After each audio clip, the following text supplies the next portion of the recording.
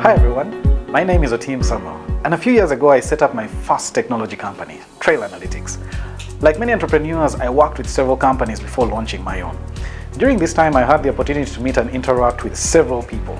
Some of these people had a great positive influence on the person I am, others not so much. There are many young professionals I interact with today, and while many of them are striving to build their networks, grow their careers, I personally observe that they spend a lot of time with the wrong crowd. By wrong crowd, I mean they suffer toxic people that take more from them and seldom give back. Manipulators, call them what you will, but ultimately people that stunt their progress. I'm sure you've met a few, and if you haven't, consider yourself lucky. I, for one, have met my fair share of toxic people, and to borrow a quote from Travis Bradbury, toxic people defy logic. Travis wrote an incredible piece on entrepreneur.com, and throughout this recording, I'll steal several quotes from his article. So, I got together with a couple of friends of mine, Jaluum Herberts and Ortega, and we had a boardroom discussion on some of the toxic people we've encountered, and more importantly, why we think it's important to do everything humanly possible to avoid them. Ian, you've been in Kampala for some time. Tell us about your experiences with arrogant people. Arrogant people. The kind of people who use the I. For me, the first thing that comes to me when I think of the arrogant people, it's the guy who goes for the I instead of the team or the we. Everything is, I did this. There's this project that was failing, all these guys had failed, and then I stepped in and we brought it back to It's always about them. You know the Donald Trumps of the workplace? The guys who say, I did this, it's because of me that this company is standing. Almost everything rests on the foundation of their hands, of their effort, of their mind.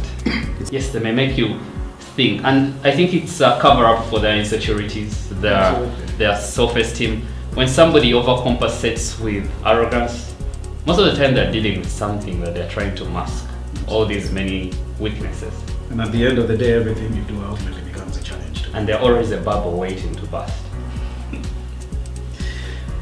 It takes us to the envious guy. I know we all know the envious people. The envious guy is not so different from the arrogant guy. I think arrogance comes from a place of envy to some little point of, So the envious guy is the guy who is always wants to be at the top.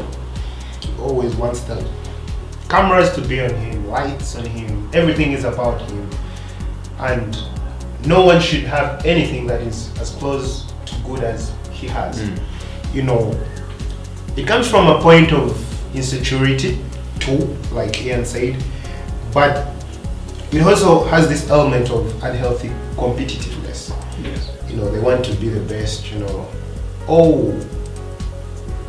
bought a new car, UBB. I also have to have another one. I mean, like, how can you have a UBB and I don't have a, how? And for me, I think it's always about being better than everybody else. Envy is very, very serious. You believe the grass is always green. Yeah, it's always green on the other side, and they're always trying to see how do they have their grass greener than yours. And sometimes they don't know that you're actually probably they are in a better position, or they are actually more probably less than you are. And for them, they never look at what they have. The focus is always on what does Ian have, what do I have, and why don't I have that too? They water down their achievements. Yeah, they water down their achievements, and they want to pick. There's the issue of the office gossiper. The reality is this: gossip is sweet. It's very, very nice. Every time somebody walks up to you and says, "Did you hear about so and so? Did you hear about this and that?" There's always that urge to settle in and listen to what the story is. We are social species. We just thrive on discussing the next. Absolutely. It's awesome. The one thing I found that stands out about gossip, because every time such a tale reaches my attention, there's a temptation to tune in. The biggest problem is, after you have listened to the tale, there's actually nothing you're doing to help the person on the other side, especially if you care for the person. If you probably don't care for the person, you suddenly realize that listening to this tale did not in any way